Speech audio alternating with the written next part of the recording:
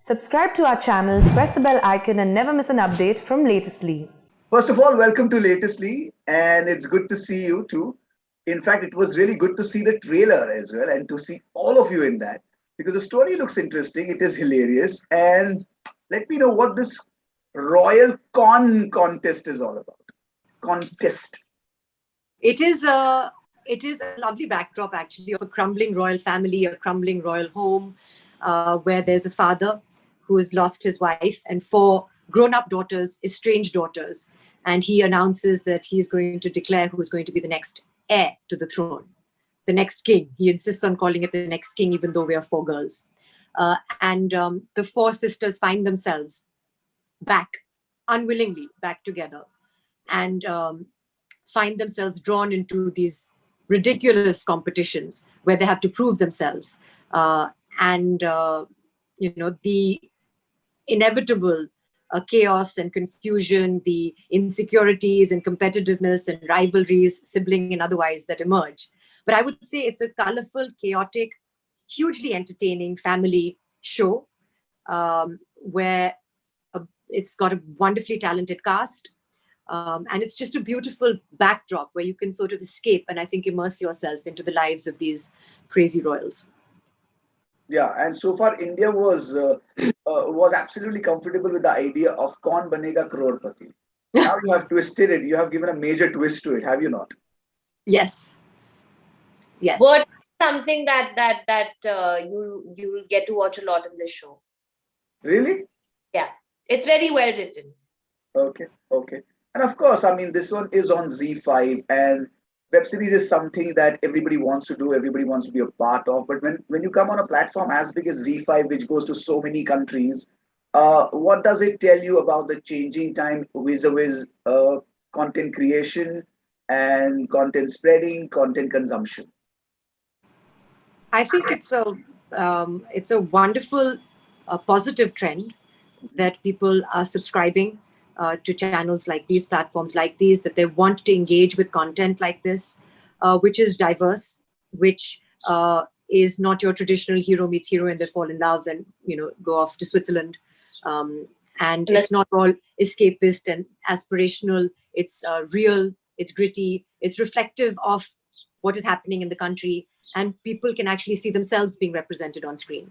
True. And whether it's people abroad, people in India, I think the stories that we're telling now are far more original, far more relevant, and that's exciting to be a part of as an actor, certainly. Absolutely.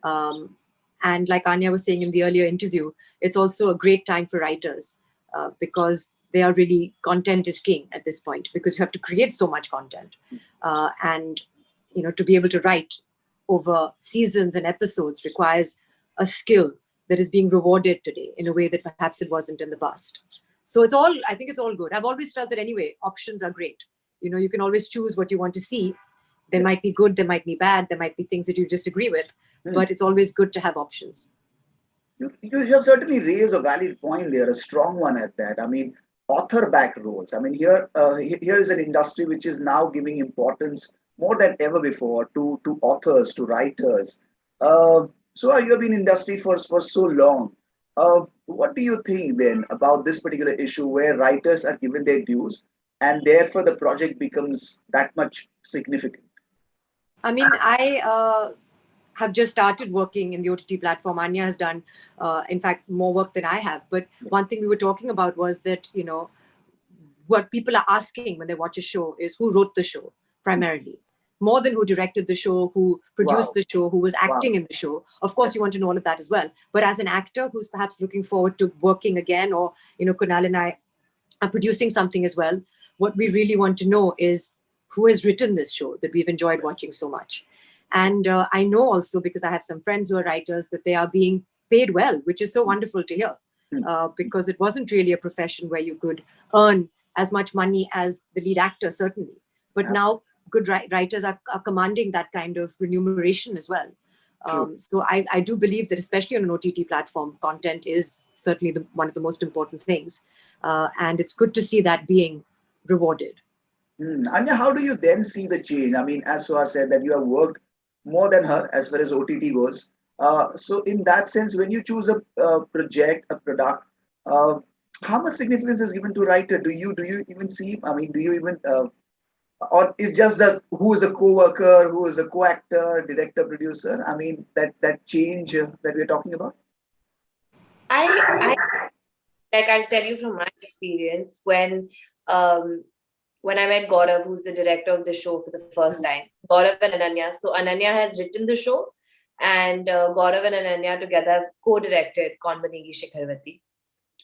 And when I met Gaurav and he told me about the world of Shikharwati and the various characters, I remember it was a story that lured me so much to want to do this. It was nothing else. I didn't know the cast at that point. I didn't know anything. I just knew that there was this dysfunctional world and it Mhm. sounded so interesting to me.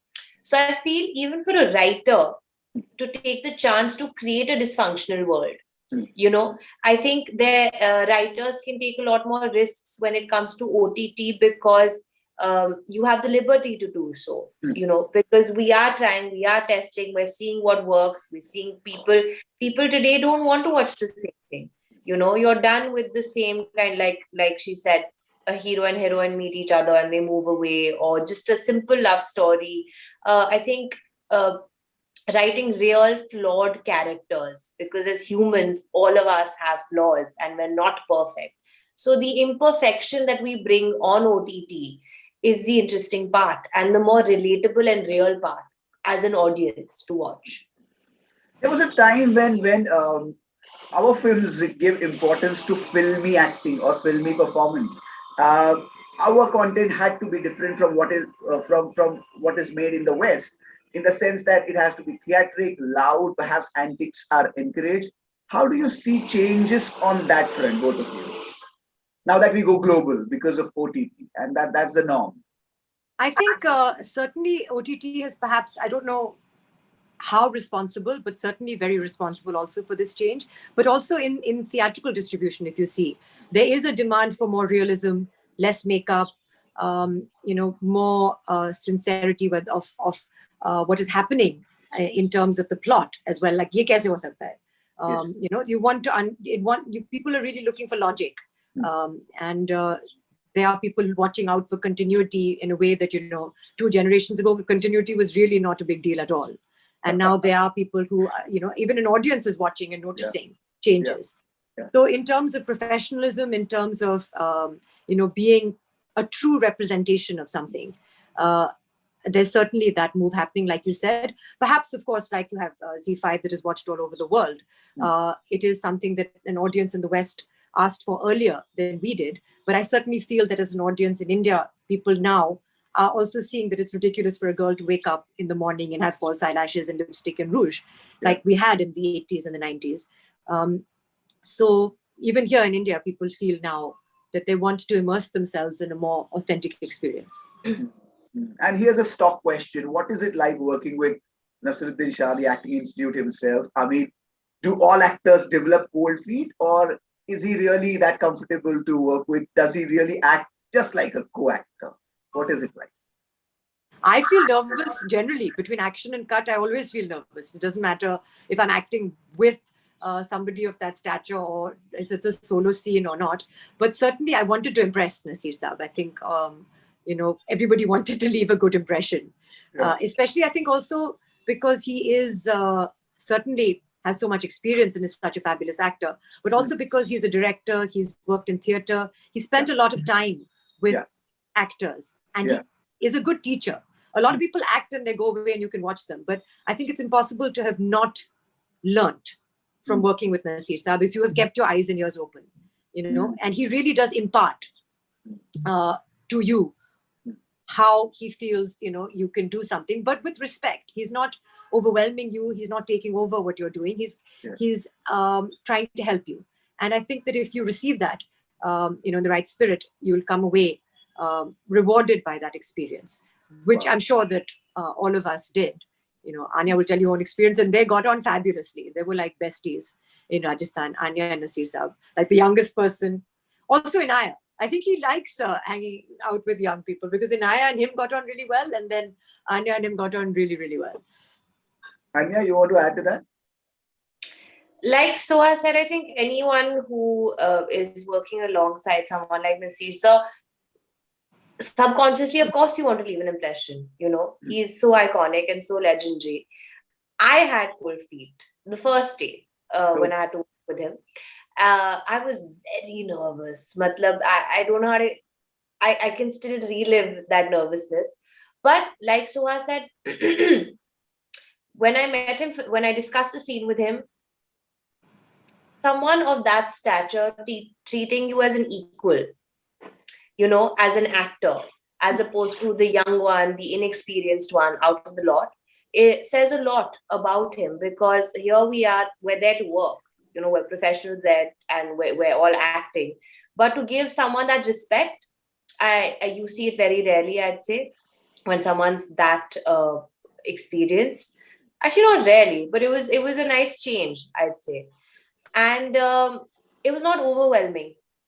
It was not like, so I said, if you sat with him, he had so many stories to tell you, but it was not like he was trying to tell you what to do. They were just stories, and if you actually listen to them, there's a lot to learn from them. Oh, And also, that is great. we would play table tennis with Naseer sir. We would Yeah. play badminton. And he was very, very good and, very competitive. Very competitive. So at that age, to be able to do all this, and for us to be doing it with him, it was great. Absolutely. Lucky, you guys are really lucky to be Yeah. working right alongside him. My last question. They say acting is all about reacting, but for you to react, you got to listen to each other. When so much commotion and so much drama is happening in one product, how do you even manage that? It is tough. And I think the challenge was for the director, for Gaurav and Ananya, because, there's 12 people on the set. Definitely when the four of us were there, we were chatting and laughing and not in character at all. And then, he would say action and we would sort of get into character. But I'm sure that would have been, how it's difficult to get four people to do anything. Even when you're just going out for dinner, you're like, chalo, chalo, chalo. So to get an ensemble cast together and to get the shot right where everybody has focused and delivered in the way that they, are meant to, must be a challenge. Firstly, to get everyone on set and on time and in costume and all of that. So I really applaud Gaurav and Ananya for handling all of us and for really not losing their cool, which is difficult to do when you're directing anything, I think. Because the responsibility really lies on their shoulders more than anyone else. We can laugh and play and, he has to call the shots, literally, which I think that he did very well. Thank you so much for your time and all the best for this project. I hope you achieve what you want to achieve with this one. Thank you so much. Thank you. Thank I hope you enjoy it. Yeah, sure. Bye-bye. Take care. Thank Bye. you.